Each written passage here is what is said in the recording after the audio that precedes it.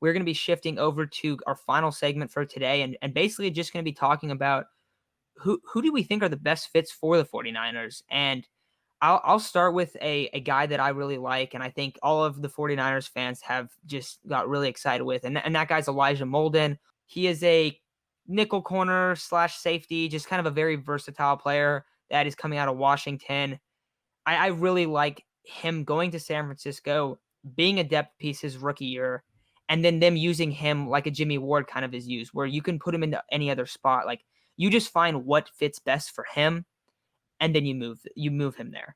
And we've seen that with Jimmy Ward, and now Jimmy Ward's playing safety, and every once in a while he'll get moved into nickel, but he's so versatile that it helps the defense a lot because they don't have guys playing in specific spots. They're able to do weird things with their defensive backs because, I mean, we saw last year, that was something that the Niners kind of started doing a lot more last season, where we saw Richard Sherman at safety. We saw Jimmy Ward at nickel. We saw Jimmy Ward at box safety a couple times. So we've seen them just like to bounce around guys, and you get a versatile player like Elijah Molden in the second round, which I do think is a very big need. It's just secondary pieces because there's two guys that are here in the secondary that are here after this year.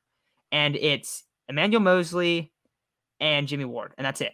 So you're going to need a corner. You're going to need safeties. You're going to need a lot of pieces. I just think Elijah Molden is going to be there at 43, and I think that he would be a fantastic pick. But Aiden, who do you have as just being a really good fit in San Francisco? I'm going to focus on corners and specifically corners that could fall that I expect to go before the Niners second round pick at 43. But if any one of these four guys were to fall, I think you jump all over it because I think that they're going to work out in really in a higher capacity in the league for a long time. The first I think is Farley. I think Matt really mentioned it before we got on. Awesome cover guy, but he has some back issues, which means I think there was a story published today or yesterday that he's off some teams' boards because of the back issues, and he's could fall out of the first round. So if he's able to fall to 43, I think the Niners, who have picked some people with questionable injury history in the past, would hop all over that. Second guy, Greg Newsome out of Northwestern, really good corner. Eric Stokes out of Georgia. I think he's just really makes plays. And the last guy is Asante Samuel Jr., who kind of in that Molden mold, could play slot, could play outside sometimes, but a guy who, I mean, is such a good athlete that he could return kicks, which he did some in college. But yeah, those are the four guys who I don't expect to be on the board at 43, but if they were, I think they should be a slam dunk pick. I do think Eric Stokes has a really good chance of being there, actually, and I would like that pick a lot as well. I mean, 4-year starter at Georgia, he's been pretty overlooked, just a playmaker, and he would be a fantastic guy to kind of. I mean, he's started 4 seasons in the SEC, and he wouldn't have to necessarily come in and start right away. I know a lot of people expect him to be a safety.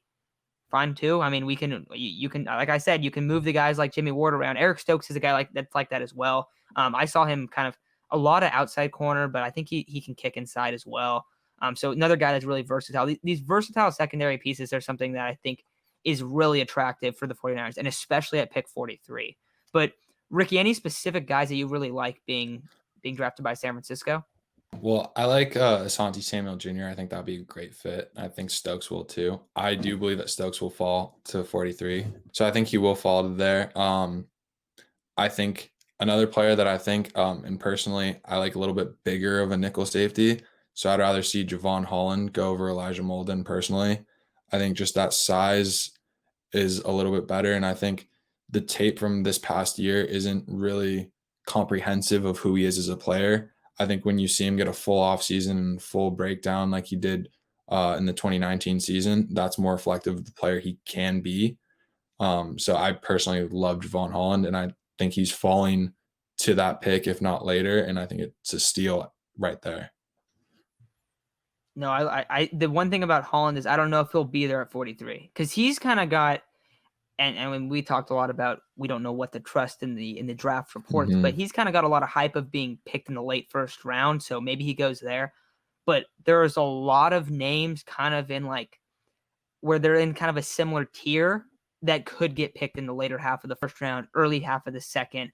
So you're going to see some of those names fall. Like there's a chance that Caleb Farley falls or Javon Holland falls. Like there's definitely a chance. I do like those ideas though. I mean, I think that we're all kind of feeling like the similar guys in the secondary that the Niners will probably target. Another position I think that they're definitely going to attack, and I think it'll be a little bit earlier than we expect. So maybe they move up in the third, or I guess that wouldn't be moving up because they can't trade their comp pick. But maybe they take a guy with their comp pick in the back end of the third and a receiver that falls, or say that the guy in the secondary that they were planning on taking isn't there, and they don't really like some of these other guys that we've mentioned. They could maybe take Kadarius Toney in the second round. I really like that fit there. He would be a sweet addition to their wide receiver core if you have Deebo Samuel, Toney, and then Ayuk. That would be really, really good. Another guy that Ricky, you put me on this dude, Dwayne Eskridge. I love him being a potential fit in San Francisco. If you guys haven't checked out Dwayne Eskridge, and also this is a guy that could definitely be in that comp range, into the third kind of guy, because there's a lot of good receivers and a couple of them are going to fall. And he's probably at the back end of that list of guys that know a lot about him, I guess. I mean, people haven't really talked about him a ton. He runs a lot of inside routes, and then he's a burner as well. So really good player. Went to, is it Western Michigan where Corey Davis went? Yeah. So a school that some people are going to go, oh, Corey Davis went there, he's a bust or whatever. I mean, Corey Davis is a solid player, but very different player as well. When I watch Dwayne Eskridge, and this might be a really weird player comp, also player comps for receivers are terrible, so that's probably part of it as well. But when I'm watching him, basically I'm looking at a short AJ Brown. That's what I'm seeing right there. Just a lot of physicality, really strong legs, and just a really physical player. Also, he makes a catch. He is a yak guy. He's a guy that doesn't want to get tackled, and he's going to do everything he can to keep moving. So if he's there at the end of the third and they take him, I think that would be an awesome pick. I don't know. What do you think about that, Ricky? You think that's a good spot for Eskridge? Yeah, I love Eskridge, and especially if you can get him there. He's been all up and down draft boards. You saw him start rising at the Senior Bowl when he was tearing a bunch of people up, and then now that pro days have come around, he's kind of fallen off to the Big Five or the Power Five conferences. But I think he's a great fit. He actually reminds me of a running back when he has the ball in his hands, and even just looking at him, and then you see him run routes, and you're like, "Are we sure this guy's a running back?" And then you're like, "Nah, he's a receiver." Like he can really run routes, but then he can also put his shoulder down, and he's a little short and bulky. I mean, he looks all of his 200 pounds. So, Aiden, I got a question for you.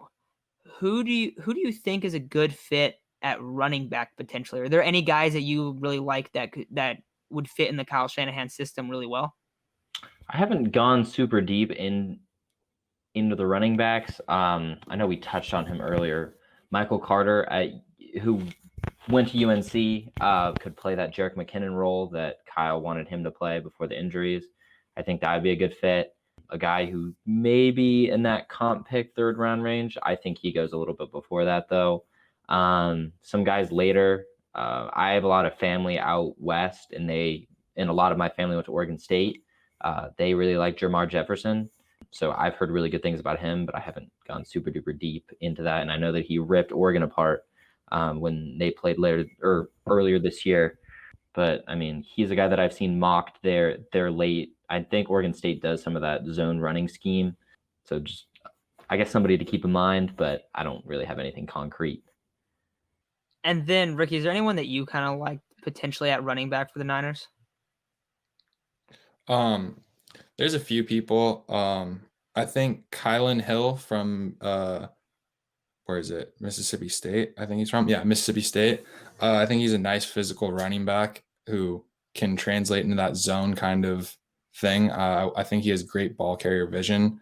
I like Jarrett Patterson from Buffalo too. I think he's another one of those guys with the vision. And I think any running back that the Niners get, you have to make sure he has that vision to understand the zone concepts and the zone running concepts, because you can't just have a guy who's going to hit the hole fast. That's not going to work.